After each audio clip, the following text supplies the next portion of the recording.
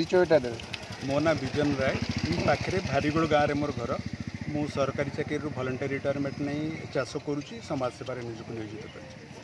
अच्छा आज जो प्रोग्राम है न्यूज 11 तरु नलिन बाबूंकर परिश्रम फल आपड़ से कौन कहे न्यूज 11 आमर इफको पारादीप आ भागवत टुंगी शाड़ीफंटा तरफ यहाँ आमर द्वितीय पर्यायर ये कम हो आगु आउ गोटे थर आम करूँ आपणकर निश्चंत कोइल रास्तार सुकरपड़ा टू निश्चंत कोइल पर्यटन 500 गछ वृक्षरोपण होता यहाँ द्वितीय पादरे ये आम करुँ मु प्रचेषा नलिन बाबूंकर धन्यवाद देवी सी समस्त को आमको एकजुट करके सब कम कराऊँ यहाँ गोटे सामाजिक कर्तव्य समस्त वृक्षरोपण आम जानूँ वृक्ष जीवन तेणु मुझे साधुवाद देवी आ सहित जो मैंने जोड़ा आमर मिहिर बाबू हेले और ये आमर जो इफकोर जी अच्छा आम प्रशासनिक अधिकारी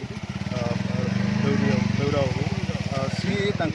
बहुत सहयोग रही ना सब संभव होतानी समस्त को साधुवाद देवी आ कम समस्त को चाहिए खाली वृक्ष लगेदेले हम सुरक्षा जत्न नवा वृक्षरोपण जो महत्वटा रही लोक पहुँची पार्टी माने यही सब जदि आम प्रति लोक लेवल समस्ते आम सब प्रयास करवा समस्त निश्चय पहुँच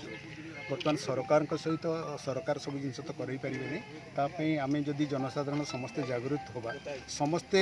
ये सब कम आम मनोनिवेश करवा निश्चय गोटे अवेयरनेस जीव सब लोक पाखे खबर पहुँच सरकार किसी पदक्षेप रहा दरकार एप्रति सरकार तो लेवल पदक्षेप नौ आम सरकार सबकि छाड़देले तो संभव नुह तेणु आमको करा पड़ो सब जो सरकार करेंगे ये जिन संभव नुह से आमको आगतुरा आमको बाहर पड़ो आमको करा पड़ो आम जो भावुँ वृक्ष ही जीवन वृक्ष बिना जीवन सत्तार संभव नुह तेणु आमको ये कम वृक्षरोपण आगू जारी रहा ये वृक्ष ये कार्यक्रम जारी रहा सहित भी आउ कि आम जो नहींचु ए कि छोट पिला अवेयरनेस कैंपेन प्रतियोगिता हम